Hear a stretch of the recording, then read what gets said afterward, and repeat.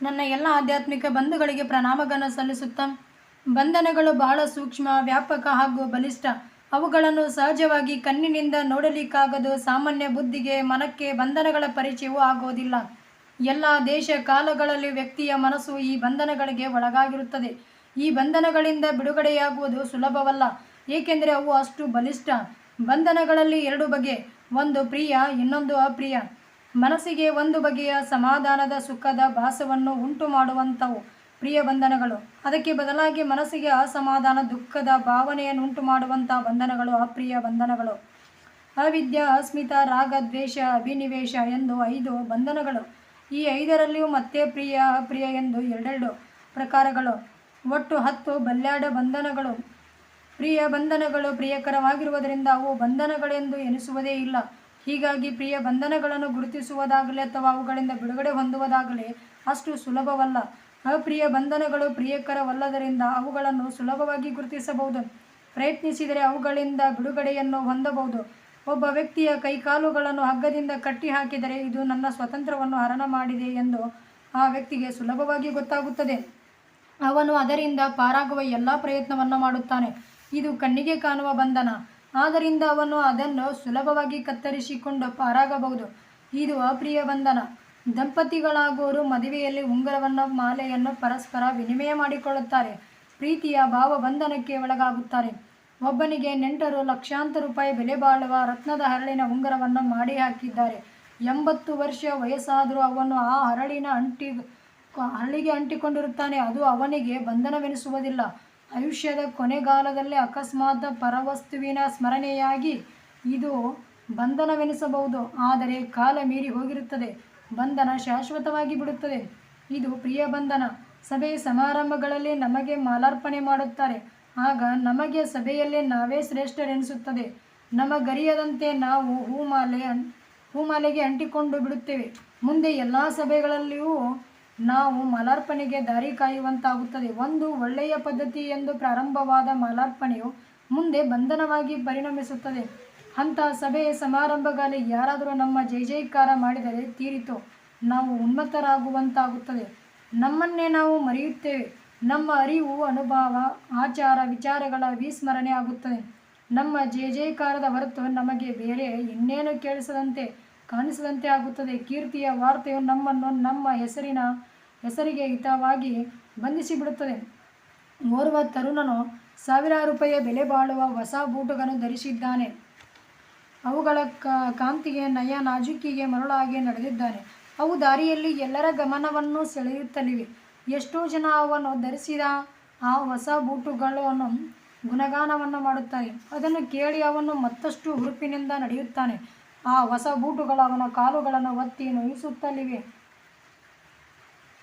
ಅದರಿಂದ ಅವನಿಗೆ ಸಾಕಷ್ಟು ತೊಂದರೆಯೂ ಆಗಿದೆ.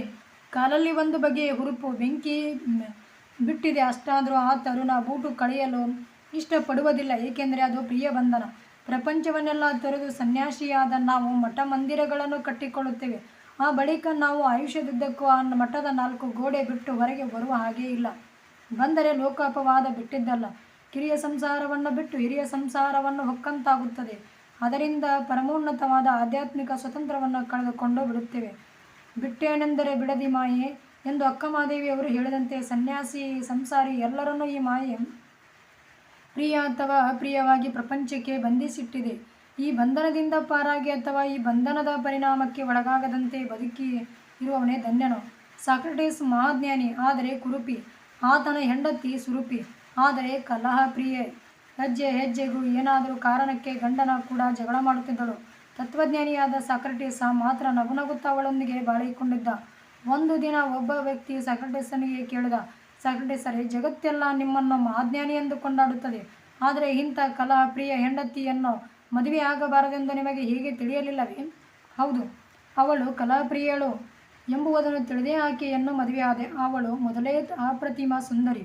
ಅವಳ ಮಾತುಗಳಷ್ಟು ಸುಂದರವಾಗಿದ್ದು ನನ್ನನ್ನು ಸದಾ ಕೊಂಡಾಡುತ್ತಲಿದ್ದರೆ ಇನ್ನೂ ಚೆನ್ನಾಗಿರುತ್ತಿತ್ತು. ಆದರೆ ನಾನು ಮಾತ್ರ ತತ್ವಜ್ಞಾನಿಯಾಗುತ್ತಿರಲಿಲ್ಲ.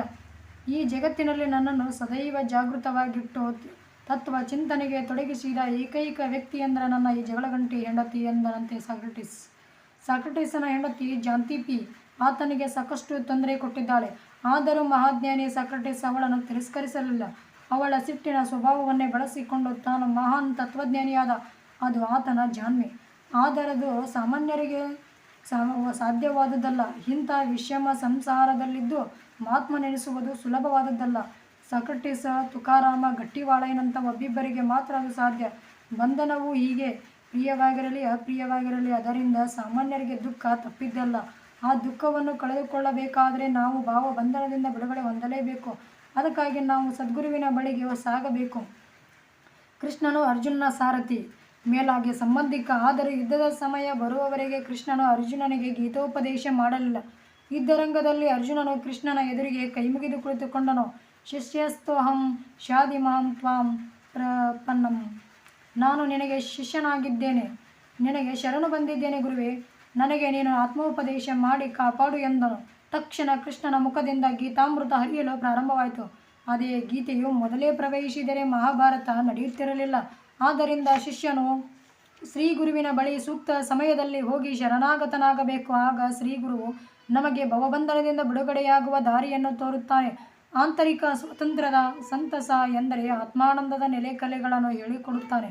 ಮಾನವರೆಲ್ಲರಿಗೂ ಈ ಮುಕ್ತಿ ಸುಖವು ಬೇಕಾಗಿದೆ.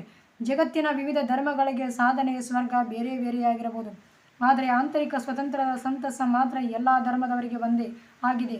ಇಂಥ ಆತ್ಮಾನಂದದ ಬೆಳಕನ್ನು ಸಂತ ಮಾಂತರ ಜೀವನದಲ್ಲಿ ನಾವು ನಿತ್ಯ ಕಾಣುತ್ತೇವೆ. ರಾಮಕೃಷ್ಣ ಪರಮಹಂಸರು ದೇವರ ಮಹಿಮೆಯನ್ನು ಹಾಡುತ್ತಾ ಕುಣಿಯುತ್ತಾ ತಮ್ಮ ಜೀವನವನ್ನು ಕಳೆದರು. ಈ ಲೋಕದಲ್ಲಿ ಇದ್ದು ಇಲ್ಲದಂತಿದ್ದರು. ಅವರ ಸುತ್ತಮುತ್ತ ಅಪಾರ ಬಂಧು ಬಳಗ, ಅದರ ಬಾನ ಅವರಿಗಿರಲಿಲ್ಲ. ಸದಾ ದೈವಿ ಪ್ರಜ್ಞೆಯಲ್ಲಿ ಇರುತ್ತಿದ್ದರು. ಒಮ್ಮೆಮ್ಮೆ ಉನ್ಮತ್ತಾವಸ್ಥೆಗೆ ಹೋಗುತ್ತಿದ್ದರು. ಆಗ ಅವರ ಕಣ್ಣುಗಳಿಂದ ಆನಂದ ಬಾಷ್ಪ ಸುರಿಯುತ್ತಿದ್ದವು. ಅಂಥ ಸಮಾಧಿ ಅವಸ್ಥೆಯಲ್ಲಿ ಅವರ ಕಣ್ಣಿನ ಕಳೆ ದೈವೀಭಾವ ಬ್ರಹ್ಮದ ಬೆಳಗನ್ನು ಕಂಡು ಜನ ನಿಬ್ಬೆರಗಾಗುತ್ತಿದ್ದರು. ಅಂಥ ದೈವಿ ಪುರುಷರ ದೈನಂದಿನ ಜೀವನ ನೋಡಬೇಕು.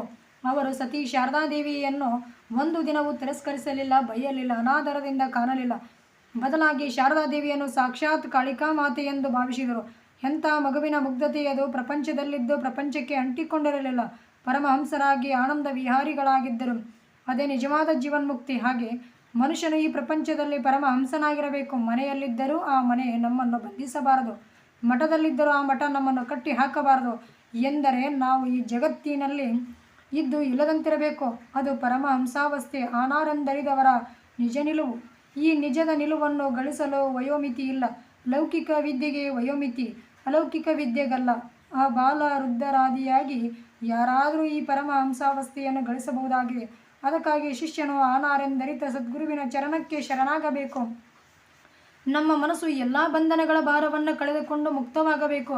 ಅವಿರಳಾನಂದವನ್ನು, ಪರಮಶಾಂತಿಯನ್ನು ನಾವು ಅನುಭವಿಸಬೇಕು. ಸರ್ವ ಧರ್ಮಗಳ ಸಕಲ ಸಾಧನೆಗಳ ಅಂತಿಮ ಉದ್ದೇಶವು ಇದೇ ಆಗಿದೆ. ಸನ್ಯಾಸಿಯು ಮಠ ಮಂದಿರಗಳ ಕಟ್ಟುವುದಾಗಲಿ, ಸಂಸಾರಿಯು ಹೊಲಮನೆಗಳ ಮಾಡುವುದಾಗಲಿ ಈ ಸುಖ ಶಾಂತಿ ಸಮಾಧಾನಕ್ಕಾಗಿಯೇ ನಾವು ಜ್ಞಾನ, ಧ್ಯಾನ, ಭಕ್ತಿ, ಕರ್ಮ ಮೊದಲಾದ ಸಾಧನೆಗಳನ್ನು ಮಾಡುತ್ತೇವೆ. ತೀರ್ಥಕ್ಷೇತ್ರಗಳಿಗೆ ಹೋಗಿ 108 ವೃತ್ತ ಪೂಜಾದಿ ಧಾರ್ಮಿಕ ಆಚರಣೆಗಳನ್ನು ಮಾಡುತ್ತೇವೆ. ಇಂದಿಲ್ಲ ನಾಳೆ ಸಮಾಧಾನ ದೊರೆಯಬಹುದೆಂದು ಭಾವಿಸುತ್ತೇವೆ. ಆದರೂ ನಮಗೆ ನಿಜವಾದ ಶಾಂತಿ ಸಮಾಧಾನ ದೊರೆಯುವುದಿಲ್ಲ. ಏಕೆ? ಅದಲ್ಲದೆ ಮನುಷ್ಯನು ಈ ಸಮಾಧಾನ ಪಡೆಯುವುದಕ್ಕಾಗಿ ಜೀವನದಲ್ಲೇ ಸಾಕಷ್ಟು ಪ್ರಯತ್ನ ಮಾಡುತ್ತಾನೆ. ತಂದೆ ತಾಯಿಗಳು ತಮ್ಮ ಮಗನಿಗೆ ಅಥವಾ ಮಗಳಿಗೆ ಮದುವೆ ಮಾಡುತ್ತಾರೆ. ಸೊಸೆ ಬಂದರೆ ಸಮಾಧಾನವಾಗುತ್ತದೆ ಎಂದುಕೊಳ್ಳುತ್ತಾರೆ. ಮುಂದೆ ಅತ್ತೆ ಸೊಸೆಗೆ ಇತರರಿಗೆ ಹೊಂದಾಣಿಕೆಯೇ ಆಗೋದಿಲ್ಲ, ಮತ್ತಷ್ಟು ಎನ್ನುತ್ತಾರೆ. ತಾನು ಪ್ರತ್ಯೇಕವಾಗಿದ್ದರೆ ಎಲ್ಲ ಸರಿಯಾಗುತ್ತದೆ ಎನ್ನುತ್ತಾನೆ ಮಗನು. ನಗರಕ್ಕೆ ಹೋಗಿ ಮಗ ಸೊಸೆ ಬೇರೆ ಮನೆ ಮಾಡಿಕೊಂಡಿರುತ್ತಾರೆ. ಆಗಲೂ ಅವರಿಗೆ ನೆಮ್ಮದಿ ಎನಿಸುವುದಿಲ್ಲ. ಹೆತ್ತವರನ್ನು ಬಿಟ್ಟು ಬೇರೆಯಾದುದಕ್ಕೆ ಜನಮನ ಏನೆನ್ನುತ್ತದೋ ಎಂದು ಚಿಂತೆಯಾಗುತ್ತದೆ. ಹಿಂದೆ ಇವನ ತಂದೆಯು ತನ್ನ ಪಾಲಕರನ್ನು ಬಿಟ್ಟು ಬೇರೆಯಾಗಿದ್ದ. ಇಂದು ಮಗನು ಅದೇ ಮಾರ್ಗವನ್ನು ತುಳಿದಿದ್ದಾನೆ. ಈಗ ಪರಸ್ಪರರ ಬೇರೆಯಾದುದಕ್ಕೆ ತಂದೆ ಮಗ ಇಬ್ಬರು ದುಃಖಿಸುತ್ತಾರೆ. ಒಟ್ಟಿನಲ್ಲಿ ಮನುಷ್ಯನಿಗೆ ಅಸಮಾಧಾನ ತಪ್ಪಿದ್ದಲ್ಲ. ಜಗತ್ತಿನಲ್ಲಿ ಮೊದಲು ಕೆಲವೇ ಪ್ರಮುಖ ಧರ್ಮಗಳಿದ್ದವು. ತಮ್ಮ ಮಾರ್ಗ ಸಮಾಧಾನ ಕೊಡಲಿಲ್ಲವೆಂದು ಅವು ಒಡೆದು ಹಲವು ಧರ್ಮಗಳಾದವು. ಅವುಗಳಲ್ಲಿ ಮತ್ತೆ ಪ್ರಭೇದಗಳಾಗಿ ಅಸಂಖ್ಯ ಧರ್ಮಗಳಾದವು. ಅವರಿಗೆಲ್ಲ ಶಾಂತಿ ಸಮಾಧಾನ ದೊರೆಯಿತೋ ಇಲ್ಲವೋ ಗೊತ್ತಿಲ್ಲ. ಆದರೆ ಆತ್ಮಶಾಂತಿಗಾಗಿ ಮನುಕುಲದಲ್ಲಿ ನಿತ್ಯ ಪ್ರಯತ್ನ ನಡೆದಿರುವುದು ನಿಜ ಸಂಗತಿ. ಸಾಧಕನು ಎಲ್ಲ ಯೋಗಗಳನ್ನು ಮಾಡಿ ನೋಡುತ್ತಾನೆ, ಸಮಾಧಾನ ಎನಿಸುವುದಿಲ್ಲ. ಕೊನೆಗೆ ಹಠಯೋಗಿಯಾಗಿ ಒಂದಿಷ್ಟು ಪ್ರಾಣಾಯಾಮ ಮಾಡುತ್ತಾನೆ. ಆಗ ಏನೋ ಒಂದಿಷ್ಟು ಸಮಾಧಾನವೆನಿಸುತ್ತದೆ. ಕೆಲವು ಸಮಯದ ನಂತರ ಮತ್ತೆ ಯಥಾರೀತಿ ಅದೇ ಅಸಮಾಧಾನ, ಅಸಂತೋಷ. ಚರ್ಮ ರೋಗಿಯಾಗಿ ತುರ್ಕಿಯಾದಾಗ ಕೆರೆಯುತ್ತಾನೆ. ತಾತ್ಕಾಲಿಕ ಸಮಾಧಾನವೆನಿಸುತ್ತದೆ. ಮುಂದೆ ಮೊದಲಿಗಿಂತಲೂ ಹೆಚ್ಚಿಗೆ ತುರ್ಕಿಯಾಗಿ ದುಃಖಿಸುತ್ತಾನೆ. ತುರ್ಕಿಯ ಕಾರಣವನ್ನರಿಯದೆ ನರಳುತ್ತಾನೆ. ಮನುಷ್ಯನಿಗೆ ವಯಸ್ಸಾದಂತೆ ತಲೆಗೂದಲು ಬೆಳ್ಳಗಾಗುತ್ತವೆ. ಈತ ತರುಣನಾಗಿ ಕಾಣಬೇಕಾ ಎಂದು ಕೂದಲಿಗೆ ಬಣ್ಣ ಬಳಿದುಕೊಳ್ಳುತ್ತಾನೆ. ಆದರೆ ಅಸಮಾಧಾನ ಹಾಗೆ ಉಳಿಯುತ್ತದೆ. ಜನರಿಗೆ ಈತನ ತರುಣನಾಗಿ ಸುರುಪಿಯಾಗಿ ಕಂಡರೂ ತನಗೆ ತಾನು ವೃದ್ಧನಾಗಿಯೇ ಕುರುಪಿಯಾಗಿ ಉಳಿಯುತ್ತಾನೆ. ತೋರಿಕೆಯ ಸೌಂದರ್ಯ ಎಷ್ಟು ದಿನ ಸಮಾಧಾನ ಕೊಡಬಲ್ಲದು? ಮಾನವನು ಸುಖ ಶಾಂತಿಗಾಗಿ ಹೊರಗೆ ಎಷ್ಟು ಕಷ್ಟಪಟ್ಟರೆ ಏನಾದೀತೋ ಅವನೊಳಗಿರುವ ಮನವೇ ಬಂಧಿತವಾಗಿದೆ. ಒಂದಲ್ಲ, ಎರಡಲ್ಲ, 5 ಬಲಿಷ್ಠ ಬಂಧನಗಳಿಗೆ ಅವನು ಒಳಗಾಗಿದ್ದಾನೆ. ಅವನಂತೂ ಮುಕ್ತಿಯ ಮಾರ್ಗದಲ್ಲಿ ಅಡಿಯಿಟ್ಟಾನೆ. ಕೈ ಕಾಲುಗಳಿಗೆ ಬೇಡಿ ಹಾಕಿಸಿಕೊಂಡವನು ನಡೆಯಬಲ್ಲವನೇ? ಬಂಧನವನ್ನು ಆಮೂಲಾಗ್ರ ಕಳೆಯಬೇಕು. ಅದಕ್ಕಾಗಿ ಮೊದಲು ಬಂಧನದ ಕಾರಣ ಮೀಮಾಂಸೆ ಆಗಬೇಕು. ಆ ಬಳಿಕ ಕಾರಣವಾದ ನಿವಾರಣೆಯನ್ನು ಮಾಡಿ ಸಕಲ ಬಂಧನಗಳನ್ನು ಕಳಚಿಕೊಳ್ಳಬೇಕು. ಆಗ ಸಾಧಕನ ಅಮೂಲ್ಯವಾದ ಆಂತರಿಕ ಸ್ವಾತಂತ್ರ್ಯದ ಸಂಪತ್ತನ್ನು, ಮುಕ್ತಿ ಸುಖವನ್ನು ಪಡೆಯುತ್ತಾನೆ.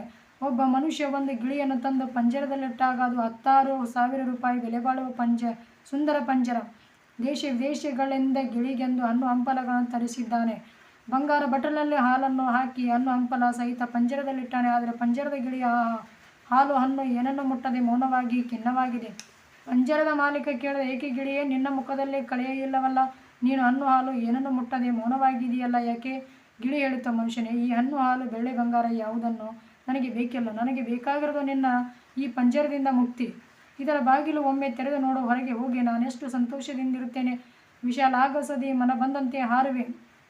ಕಾಡಿನ ಹಣ್ಣು ತಿಂದು ನದಿಯ ನೀರು ಕುಡಿದು ಆಡಿ ನಲಿವೆ.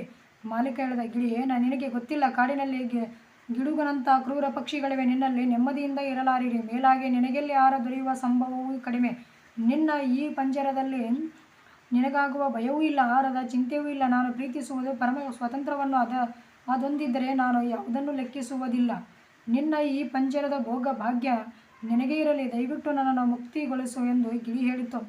ಗಿಳಿಯ ಮಾತು ಕೇಳಿ ಮಾಲೀಕನ ಹೃದಯ ಕಣ್ಣು ತೆರೆಯಿತು. ಸ್ವಾತಂತ್ರ್ಯದಷ್ಟು ಸುಂದರವಾದ ವಸ್ತು ವಿಶ್ವದಲ್ಲಿ ಬೇರೊಂದಿಲ್ಲ ಎಂಬುದು ಅವರಿಗಾಗಿ ಗಿಳಿಯನ್ನು ಮುಕ್ತಗೊಳಿಸಿ ತಾನು ಮೋಕ್ಷಾಪೇಕ್ಷಿಯಾದನು. ಅದು ಜಾನ ಪಕ್ಷಿ. ಅದಕ್ಕೆ ಸ್ವಾತಂತ್ರ್ಯದ ಮಹತ್ವ ಚೆನ್ನಾಗಿ ಗೊತ್ತಿತ್ತು. ತನ್ನ ಜೀವನದ ಧನ್ಯತೆಯ ದಾರಿಯನ್ನು ಅರಿತಿತ್ತು. ಅಂತೆಯೇ ಅದು ಮೋಹದ ಪಂಜರದಿಂದ ಪಾರಾಗಿ ಸ್ವತಂತ್ರವನ್ನು ಸಾಧಿಸಿತ್ತು. ಆಂತರಿಕ ಸ್ವಾತಂತ್ರ್ಯದ ಸವಿಯನ್ನು, ಮುಕ್ತಿಯ ಸುಖದ ಮಹತ್ವವನ್ನು ಅರಿಯದ ನಮಗೆ ಎಲ್ಲದರಲ್ಲಿಯೂ ಸಂದೇಹ. ಯಾವುದೇ ಸಾಧನ ಪಥದಲ್ಲಿ ನಮಗೆ ಶ್ರದ್ಧೆ ಇಲ್ಲ. ಆದರೆ ಶಾಂತಿ ಸಮಾಧಾನ ಪಡೆಯಬೇಕೆಂಬ ಹುರುಳಿಲ್ಲದ ಭೋಗ ಮಾರ್ಗ ಹಿಡಿದಿದ್ದೇವೆ. ಒಂದು ವಿಷಯದ ನಂತರ ಇನ್ನೊಂದು ವಿಷಯದಲ್ಲಿ ಸುಖವನ್ನು ಅರಿಸುತ್ತೇವೆ. ಹೀಗೆ ಕೆಲವು ನಾವಿರುವ ಪಂಜರವನ್ನು ಬದಲಾಯಿಸುತ್ತೇವೆ. ಆದರೆ ನಮ್ಮ ಬದುಕಿನ ರೀತಿಯಲ್ಲಿ ಒಳ್ಳೆಯ ಪರಿವರ್ತನೆಯನ್ನೇ ತರುವುದಿಲ್ಲ. ಒಬ್ಬ ಧನಿಕ ಒಮ್ಮೆ ಬೆಳ್ಳಿ ಬಟ್ಟಲಿನಲ್ಲಿ ನೀರು ಕುಡಿದರೆ ಇನ್ನೊಮ್ಮೆ ಬಂಗಾರ ಬಟ್ಟಲದಲ್ಲಿ ನೀರು ಕುಡಿದನು. ಬಟ್ಟಲ ಬೆಳ್ಳಿದಾದರೇನೋ, ಬಂಗಾರದಾದರೇನೋ, ಅವನು ಕುಡಿದಿದ್ದು ನೀರು ಮಾತ್ರ. ಹಾಗೆ ನಾವು ಮನೆಯಲ್ಲಿದ್ದರೇನೋ, ಮಂದಿರದಲ್ಲಿದ್ದರೇನೋ ನಾವು ಕುಡಿಯೋದು ಅದೇ ವಿಷಯ ರಸವನ್ನೇ. ಅಂದಾಗ ನಮಗಿನ್ನೆಲ್ಲಿ ಬಂಧನಗಳಿಂದ ಬಿಡುಗಡೆ? ಈ ರೀತಿಯಾಗಿ ನಾವು ನಮ್ಮ ಜೀವನವನ್ನು ಎದುರಿಗಿಟ್ಟುಕೊಂಡು ಹಿಂಜಿ ನೋಡಬೇಕು. ನಮ್ಮ ಭಾವಬಂಧನದ ಕಾರಣವನ್ನು ಗುರುತಿಸಬೇಕು. ಅದೇ ಆಧ್ಯಾತ್ಮ ಚಿಂತನ, ಅನಾರಂದರಿಯುವ ಸಾಧನ. ನಮಗೆ ಇಂಥ ಆತ್ಮ ಅವಲೋಕನಕ್ಕೆಲ್ಲಿ ಸಮಯವಿದೆ? ಸಿರಿ ಸಂಪದ ಗಳಿಸುವಲು, ಉಳಿಸಲು, ಕೂಡಿಸಲು, ಸೇದಲು ಮಾತ್ರ ಬೇಕಾದಷ್ಟು ಸಮಯವಿದೆ. ಆದರೆ ನಮ್ಮ ಅಂತರಂಗವನ್ನು, ಮನಸ್ಸನ್ನು ಬಿಚ್ಚಿ ನೋಡುವುದಕ್ಕೆ ಆ ವಿರಳಾನಂದದ ಮುಕ್ತಿ ಮಂದಿರದ ದಾರಿ ಎಂಬುದನ್ನು ಮರೆಯಬಾರದು. ಮನುಷ್ಯನಿಗೆ ಈ ಪ್ರಿಯ ಬಂಧನಗಳನ್ನು ಬಿಡಲಿಕ್ಕೆ ಮನಸ್ಸಾಗುವುದಿಲ್ಲ, ಧೈರ್ಯವೂ ಆಗುವುದಿಲ್ಲ.